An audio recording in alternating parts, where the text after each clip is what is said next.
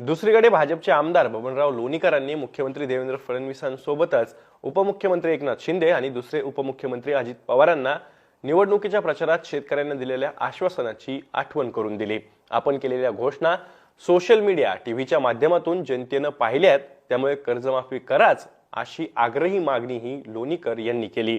ते नेमकं काय म्हणाले तेही पाहून घ्या। अध्यक्ष महोदय, शेतकऱ्यांच्या कर्जमाफीच्या विषयामध्ये सरकारच्या समोर आव्हान आहे। शेतकरी मराठवाड्यातले, विदर्भातले आत्महत्या करतात।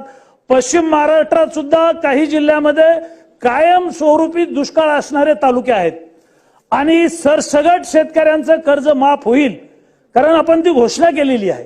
राज्यभरामध्ये मीडियामध्ये, टीव्हीमध्ये, सोशल मीडियामध्ये लोकांनी बघितलंय आणि महाराष्ट्रातला शेतकरी आता राज्य सरकारकडे आणि विशेष करून देवेंद्रजी फडणवीस आहेत, अजितदादा पवार आहेत, एकनाथराव शिंदे साहेब आहेत की आमचा सातबारा एकदा सरसगट कोरा झाला पाहिजे आणि आमचं कर्ज माफ झालं पाहिजे। अशा प्रकारची महाराष्ट्रातल्या आत्महत्या करणाऱ्या जिल्ह्यामध्ये, तालुक्यामध्ये शेतकरी कर्जमाफीची वाट पाहतायत। कर्जमाफी शेतकऱ्यांची सरसगट एकदा होणं आवश्यक आहे। अशा प्रकारची आपल्या मार्फत माझी सरकारला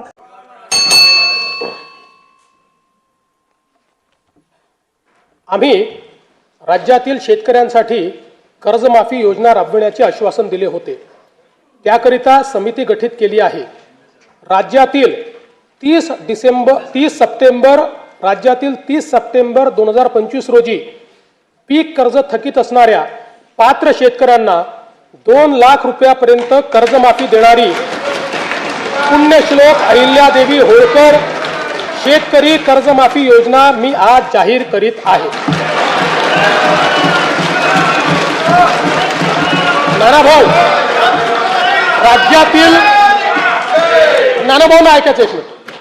राज्यातील 30 सप्टेंबर 2025 रोजी पीक कर्ज थकीत असणाऱ्या पात्र शेतकऱ्यांना 2 लाख रुपयापर्यंत कर्जमाफी देणारी पुण्यश्लोक अहिल्यादेवी होळकर शेतकरी कर्जमाफी योजना मी आज जाहीर करत आहे। जे शेतकरी